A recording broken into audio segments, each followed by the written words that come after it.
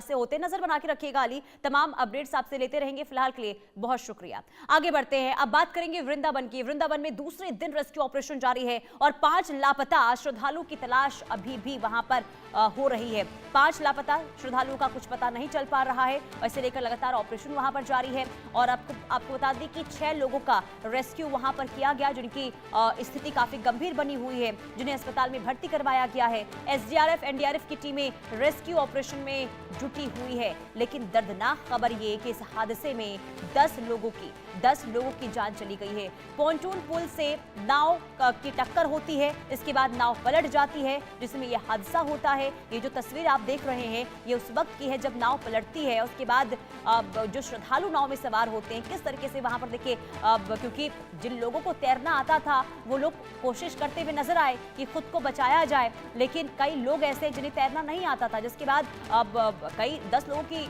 डूबने से मौत हो गई है। हालांकि 6 लोगों का रेस्क्यू किया गया, लेकिन अभी भी 5 लोग लापता हैं, जिनके बारे में कुछ पता नहीं चल पा रहा है। हालांकि शुक्रवार देर रात जिस नाव से हादसा हुआ था उसे अभी निकाल लिया गया है और हादसा शुक्रवार दोपहर दरअसल 3 बजे के समय हुआ था। किसी घाट पर यह हुआ था जहां 37 श्रद्धालुओं से भरी नाव पलट गई थी। घाट श्री बांके बिहारी मंदिर के से करीब 2 किलोमीटर दूर है और मृतकों में मां, बेटे, चाचा, चाची और बुआ, फूफा समेत एक ही परिवार के 7 लोग इसमें शामिल थे। जिस जगह हादसा हुआ वहां 25 फीट गहरा पानी है और शुरुआती जांच से ये पता चला है कि नाव की क्षमता 40 श्रद्धालुओं की थी। वीर नारायण संवाददाता तमाम जानकारी के साथ जुड़ चुके हैं। वीर, देखिए दूसरा दिन है आज रेस्क्यू ऑपरेशन का और अभी भी जो जानकारी मिल रही है कि 5 श्रद्धालु हैं जिनके बारे में कुछ पता नहीं चल पा रहा है। कितना समय और लगेगा इस रेस्क्यू ऑपरेशन को खत्म होने में?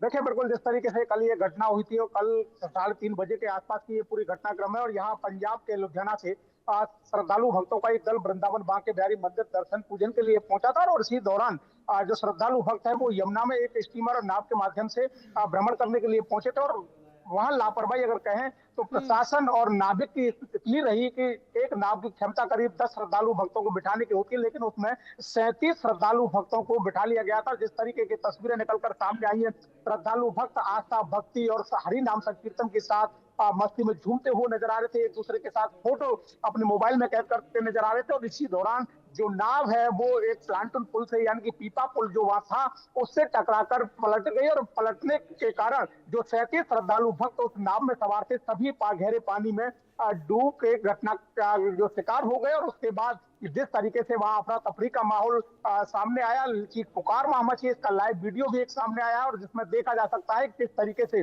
जो श्रद्धालु भक्त हैं चीख पुकार वहां मची, मुझे एक दूसरे को बचाने के लिए वो प्रयास करते हुए नजर आ रहे हैं। बचाओ बचाओ की आवाज उसमें सुनाई दे रही है। तो वहां लोग मौके पर पहुंचते हैं, प्रशासन की टीम मौके पर पहुंचे, तब तक 10 श्रद्धालुओं की उस पानी में डूबने से मौत हो जाती है। उसके बाद पुलिस और प्रशासन के अधिकारी सहित आर्मी की टीम और एसडीआरएफ की टीम को वहां बुलाया जाता है। पूरी रात रेस्क्यू ऑपरेशन चलाया, लेकिन अभी तक इन सभी टीमों को कोई सफलता प्राप्त नहीं हुई है, क्योंकि जिस तरीके से ये रेस्क्यू ऑपरेशन चल रहा है बताया ये गया है कि अभी भी 6 श्रद्धालु जो हैं वो लापता बताए जा रहे हैं, क्योंकि जिस तरीके से 37 श्रद्धालु भक्तों का एक साथ डूबना प्रशासन के लिए भी बड़ी चुनौती थी, क्योंकि जिस तरीके से ये घटना हुई इस घटना का संज्ञान यूपी के सीएम से लेकर देश के प्रधानमंत्री नरेंद्र मोदी के द्वारा लिया गया और तत्काल प्रभाव से सभी टीमों को प्रभावी रेस्क्यू ऑपरेशन चलाने के निर्देश दिए गए और अभी भी रेस्क्यू ऑपरेशन वहां जारी है। क्योंकि जिस तरीके से श्रद्धालु भक्त डूबे कहीं ना कहीं सिस्टम पर बड़े सवाल खड़े करता है, क्योंकि जिस तरीके से जो सेफ्टी यंत्र वहां होने चाहिए थे, पुलिस की तैनाती यमुना के किनारे होनी चाहिए थी, वो कहीं नजर नहीं आई और किसी पर जो लाइफ जैकेट जो होती है, सुरक्षा के जो उपकरण होते हैं वो वहां मौके पर मौजूद नहीं थे। जिस तरीके से ये घटना हुई है, इस घटना को लेकर हर कोई श्रद्धालु स्तब्ध नजर आ रहा है और खासकर जो ब्रज की जो गर्मा है श्रद्धालु भक्तों का यहाँ आगमन होता है उस पर बड़ा धब्बा लगता हुआ नजर आ रहा है। लापरवाही का आलम, लापरवाही देखिए यहाँ पर देखने को मिली है, अव्यवस्था यहाँ पर देखने को मिली है, जिस वजह से 10 श्रद्धालुओं की जान चली गई है वीर नारायण। लेकिन अभी इस दिशा में, क्योंकि देखिए जो जिम्मेदार हैं वो आगे इस तरीके से अपनी जिम्मेदारी से ना बचें, लापरवाही ना करें, इसे लेकर आगे किस तरीके से एक्शन हो रहा है, कार्रवाई क्या इस दिशा में देखने को मिल रही है ताकि दोबारा ऐसे हादसे ना हो?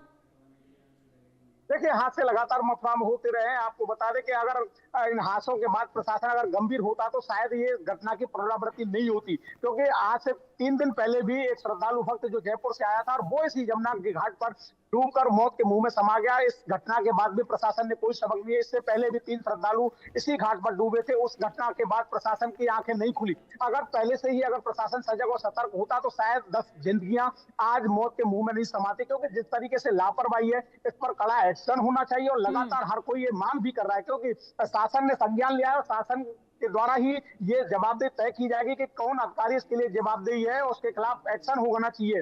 हर कोई यही मांग करता हुआ नजर आ रहा है, क्योंकि जिस तरीके से वहां थाना पुलिस के अधिकारी हैं, नगर निगम के जो अधिकारी हैं, और नगर निगम के द्वारा किस व्याप पे नावों को बिना अनुमति के वहां संचालन किया जा रहा है, बताया ये भी जा रहा है कि जो नगर निगम के अधिकारी हैं उनके द्वारा इनसे टैक्स भी वसूला जा रहा है। हालांकि इंडिया न्यूज की टीम वहां पहुंच रही है दोबारा से और उनसे पूछताछ करेगी कि कितना टैक्स इनसे लिया जा रहा था, क्योंकि बड़ी लापरवाही नगर निगम और पुलिस के अधिकारियों की है। जब इतना कुछ बिल्कुल वीर नारायण, देखिए चूक हुई है, जिम्मेदारी से पीछे हटा गया है, जिस वजह से यहाँ हादसा हुआ है।